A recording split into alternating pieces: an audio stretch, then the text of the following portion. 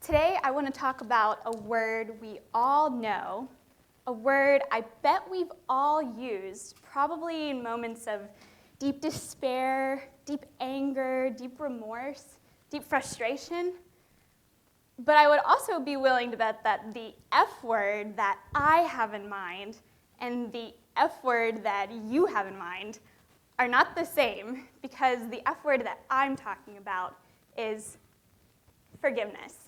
And understanding this concept of forgiveness as a way forward from the past, not necessarily forgetting the hardship or trials of the past, but a way of facing the past and moving forward to a better and brighter future. So to begin, I want to illustrate this concept first of forgiveness before we jump into some definitions through a journey around the world. We're going to start far east and hit our way west. And so please come with me to Cambodia, specifically to Phnom Penh, Cambodia's capital city. I was here 2 summers ago doing a service project, and during my stay in Cambodia, I had the chance to visit the Tuol Sleng Genocide Museum, or codenamed 21. Tuol Sleng, just a little bit of background, came up under the dictatorship rule of Pol Pot, who was this regime leader in Cambodia who wanted to implement this vision of a purely agrarian-run society in Cambodia. So in order to do this by the masses, Pol Pot sent thousands upon thousands upon thousands of innocent individuals who might have been educated, elite, religious, gifted, talented in some way or another to either the killing fields, concentration camps, or to genocide centers like this, prisons, where they were executed, they were tortured, they were brutally beaten and held behind bars. When I visited Tuol Sleng, as you can see from the numbers, there were 12,000 prisoners that passed through Tuol Sleng's walls. I looked upon these ghostly faces of the innocent victims who were murdered, and I also looked upon some of the faces of the only 15 survivors, according to some conservative estimates, that made it through Tuol Sleng. By the time I walked through this museum and had this incredibly moving experience and this confrontation of one of Cambodia's darkest periods of history, I came out of the exit of the exam, and there were 2 old men, 2 Khmer or Cambodian men, who were selling books. I looked at their names, and by some chance, looking at their names, it struck a familiar chord. And I approached them, and it turns out that these were 2 of the survivors of Tuol Sleng Genocide Museum. So before I get into their stories, they had come back to this place that for so many years of their life was a living hell, the worst nightmare, and they were selling their stories. I asked them, I said, how on earth can you come back here? And one of them, to me, in very broken English, said, in addition to selling the book as a way of trying to make ends meet, he said that if I can't come back here, I'm still the prisoner. It's this concept of forgiveness, this concept of moving forward from the past so that we can change the way we approach the future. I like to use this definition. Forgiveness is letting go of all hope for a better past. Dr. Fred Luskin, who's a forgiveness expert, in his research of forgiveness, he says that forgiveness is learning to make peace with the word no. In other words, I wanted a happy childhood. I got no. I wanted a dad who was present in my life. I got no. I wanted to be accepted to this school. I got no. I wanted this relationship to go better than it did. I got no. Forgiveness. There's some other research, aside from the conceptual, theoretical concepts of forgiveness, that actually support the tangible health benefits of forgiveness. The more we forgive, we have better relationships, we're more connected, we have healthier lifestyles, we have higher self-esteem, and on this last point especially, on macro levels, we've seen forgiveness even move countries from a period of intense past to a period of better and brighter future. We saw that in the case of Cambodia, but I also want to take us next to Pakistan. So let's move a little more west to Pakistan and look specifically at the example of Malala. Many of you have heard of Malala. She's a champion for girls' education worldwide. But Malala was shot by the Taliban when she was boarding a bus to school. And after this episode had happened, in an episode with Jon Stewart asked Malala, what went through your mind after this incident happened and when your family learned that the Taliban was still after you and wanted you dead? Malala looked to Jon Stewart and said, many times I've asked myself this question, Malala, what would you do if you were to encounter the Taliban? Malala said that her knee-jerk reaction was to take off her shoe and to throw it at the Taliban. But then she had to stop herself and say, and this is what she said to Jon Stewart, if I were to take off my shoe and throw it at the Taliban, what difference would there be between me and the Talib? For Malala, it was choosing peace. It was choosing forgiveness. It was choosing to accept the fact that she couldn't change her past, but she could have a say in how she moved forward. She let go of the hope of trying to reconcile the things behind her, and instead held on to the hope for what she could do for the days to come. Now I want to move to South Africa and look at the example of Desmond Tutu. So South Africa, after the apartheid ended, Desmond Tutu instituted what's called the South Africa's Truth and Reconciliation Commission. The TRC will abbreviate it. The TRC was a restorative justice body that brought together both perpetrators of apartheid and victims of apartheid.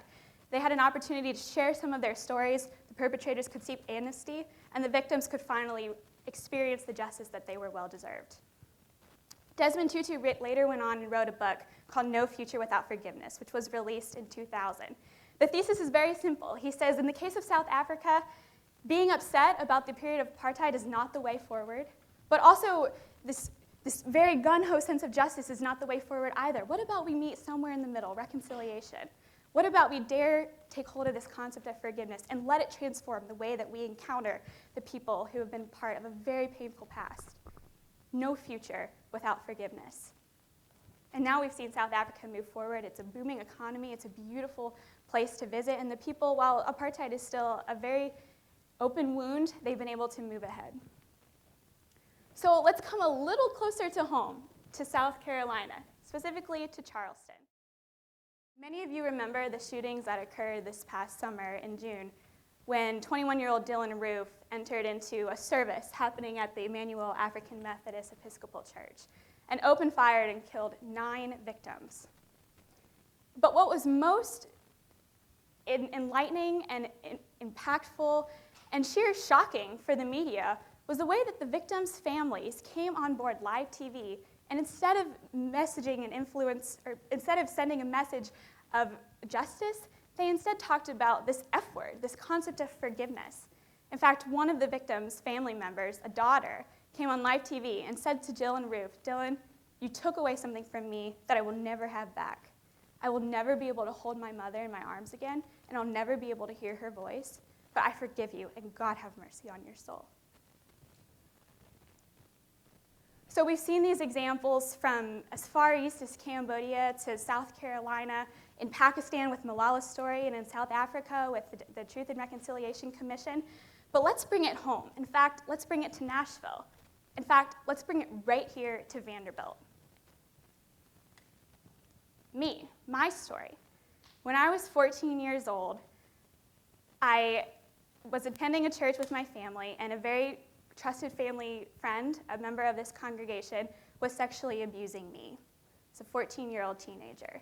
And this completely turned my world upside down, and the fact that faith was thrown into it was just a monkey wrench in the equation. You have to confront hard questions of why did this happen? What was the purpose in this? What does this mean for my life? What does this mean for my future? You have competing emotions like rage, and you have anger, and hope, and sorrow, and disappointment, and frustration.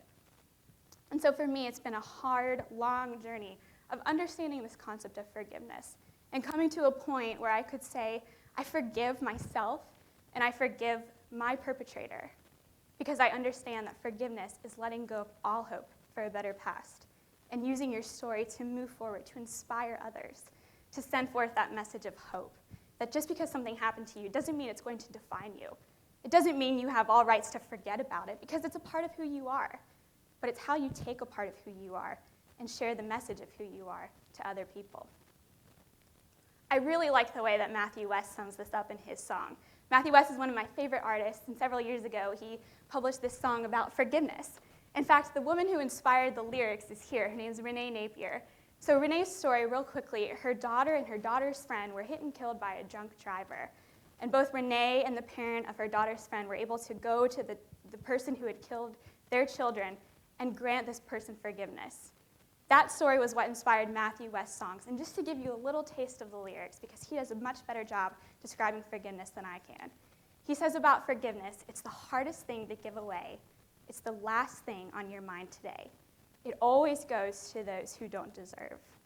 It's the opposite of how you feel when the pain they've caused is just too real. it takes everything you have to say the word. So even when a jury and a judge say you got a right to hold a grudge, it's the whisper in your ear that sets you free. Forgiveness. So my question to you is, who do you need to forgive? But I also recognize that forgiveness is a really big concept, and it requires you to take a really, really big step forward. But maybe the first person you need to forgive is yourself. Or maybe for some of you, and for me as well, there are pictures of people who are coming up in your mind who have hurt you in ways, who have robbed you of something, who have taken something away from you.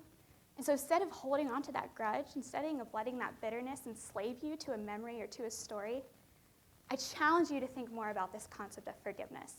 I challenge you to wrap your mind around this notion that forgiveness is letting go of all hope for a better past, letting go of something that you cannot change, and instead embracing the story that has made you so unique and so beautiful and so gifted, and letting that story inspire others.